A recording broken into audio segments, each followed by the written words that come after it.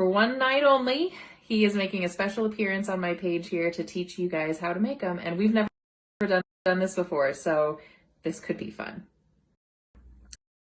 All right, guys, so this is my fiance, Jason. Say hi. He's super excited. So we have, just like I always do, we have the ingredients all laid out. So tell us what we've got. All right, we have 2.5 cups of flour. And what we're going to do is take the baking powder, which is a 1/2 teaspoon, and we're going to put it to one side. And then we have a teaspoon of salt, and this is sea salt that we have, but you can use any kind that you have with you. And that'll go on the other side. And it's fine if you want to mix them, if you want to lay them on top of each other. I just find it's easier to incorporate when they're one's on one side, one's on the other for distribution. And then you just mix it? Yeah, it's all done by hand. So if you were wanting to do this with us, no sifters, no spatulas, no spoons. All right. Okay. So I got all of the dry ingredients mixed. The next thing we're going to do is incorporate the lard. Lard. Yeah. Like lard. Lard. In traditional Mexican Spanish, they use lard, which is pig fat or some sort of fat that you can use. It's better than shortening, which is what's used in a lot of cakes. Use lard. If you get around my family and you don't use lard, they're going to know. You can use bacon grease, but make sure that you strain the bacon grease before you use it. So we're just gonna break down the lard into little pieces and just add it. And so, And how much lard is this? This is 1/3 of a cup. Okay. And so I'm just gonna use one hand to pinch the lard out and then drop it in. The other one's just gonna kind of mix it in with the flour. And when you're doing this, just know you're not gonna get it like a firm dough or anything. You're just trying to get a really rough meal out of it. Is this like when I'm making bread dough and I have the flour and you put the cold butter in and you're supposed to like massage it in until it looks like cornmeal? Yeah, it's a similar fashion, yeah. Okay. All right, this looks like it might take a minute, so we'll check back. So you can see it still looks like flour, basically, but all that lard's in there. So now we're going to start adding a cup of water. We're going to pour in a little at a time, because if we pour everything in at once, it'll just turn into a slimy mess and it's ruined. So pour it in a little at a time, and we're just going to get it to where it sets up. And then you'll know it when it starts to kind of form the dough out. And this is hot water, right? Yeah. Is that important? Yes, it needs to be hot water, because you're going to be basically forming the dough like a hot water crust almost in a way. Okay. But it's just a little at a time. I've never made tortillas, but I would imagine that it's important to do this by hand, because I know with bread and things like that, I always like to mix by hand, because you can typically feel when a dough is done. Okay, so we've been at this for a minute here. So I don't know if you can hear this. It's just a little bit sticky, and that's about where you want it. So says grandson here.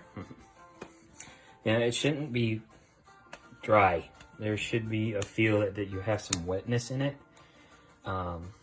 Because if it's dry and you roll them out and then cook them, your tortilla is going to be dry. And there should be a little bit of moisture when you take a bite. Like if you get a store-bought tortilla, there's always kind of that little layer of, how do you explain it? But, squishiness? yeah. But, you know, that's the Irish white girl word for so, a wet tortilla. So basically it's ready to start for kneading. The difference with tortillas and kneading,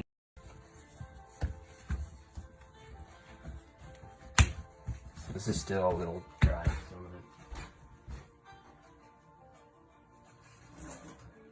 wet my hand.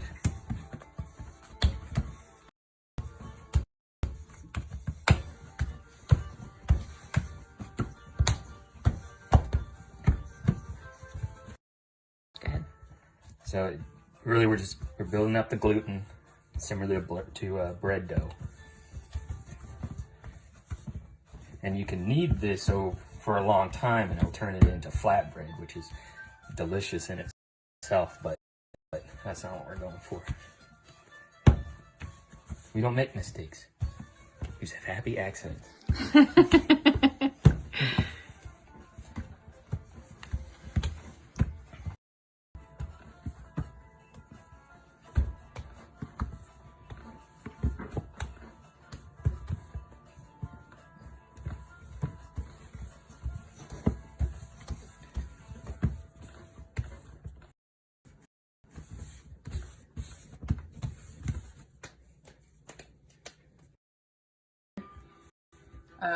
I know obviously you can't feel this, but if you've ever made hot water crust before, it feels very similar to that. It feels like there's a lot of moisture in here, but it's not a wet, sticky dough. It just has this sort of substantial feel to it.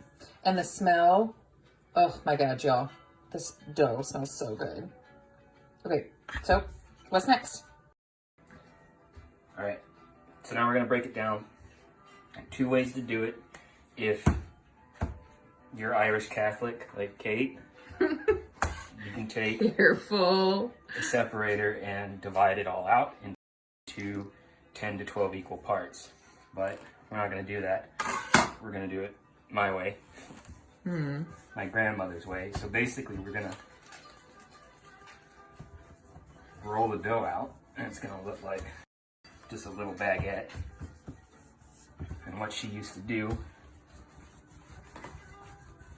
is that she would take it in her hand and break off the size of the tortilla she wanted.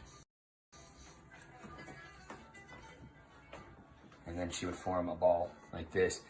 In Mexico, these are called testales. When they're in this, they're the little ball of dough. I like to think they're called testales because they're... All right, she's gonna give it a shot. Okay, so grab. Do I pinch with this hand or this one? Pinch with these two fingers. Like that? And then you're gonna twist. Should be just one Like that? twist. Yep. And then form the ball out.